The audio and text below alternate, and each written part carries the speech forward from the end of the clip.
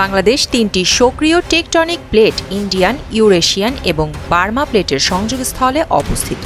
দীর্ঘদিনের নড়াচড়ায় দেশের ভূগর্ভে তৈরি হয়েছে বেশ কিছু ঝুঁকিপূর্ণ fault line, Dawki fault, Sylhet fault এবং বিশেষভাবে আলোচিত মধুপুর ফল্ট।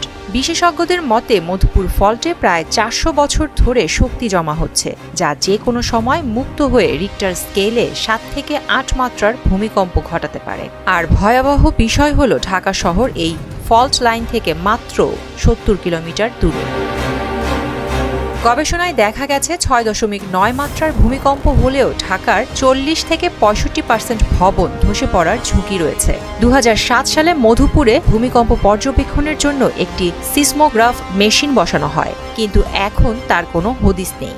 ফলে মধুপুর গড় ও আশেপাশের এলাকার সঠিক ভূমিকম্প তথ্য পাওয়া যায় না। সাম্প্রতিক নরসিংদীতে উৎপত্তি ভূমিকম্প দেশজুড়ে অনুভূত হওয়ায় স্থানীয়দের আতঙ্ক আরও বেড়েছে।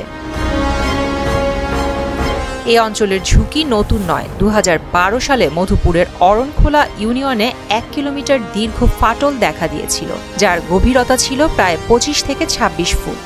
১৯৭৬ থেকে ২০১৫ সাল পর্যন্ত দেশের বড় ভূমিকম্পগুলোর উৎপত্তি ছিল মূলত সিলেট, মৌলভীবাজার, রাঙামাটি, বান্দরবান ও কক্সবাজার এলাকায়। বিশেষজ্ঞরা ভবিষ্যতে আরও বড় ভূমিকম্পের আশঙ্কা করছেন। বাংলাদেশের চারপাশে ৫টি প্রধান ভূমিকম্প উৎপত্তি স্থল রয়েছে। প্লেট বাউন্ডারি ১ মিয়ানমার থেকে নোয়াখালী, প্লেট বাউন্ডারি ২ নোয়াখালী থেকে সিলেট, প্লেট বাউন্ডারি ৩ সিলেট থেকে ভারতের দিকে।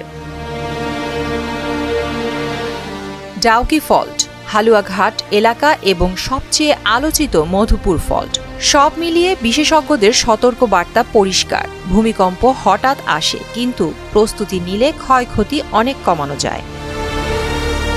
প্রিয়াঙ্কা নিতু, মোহনা ডিজিটাল।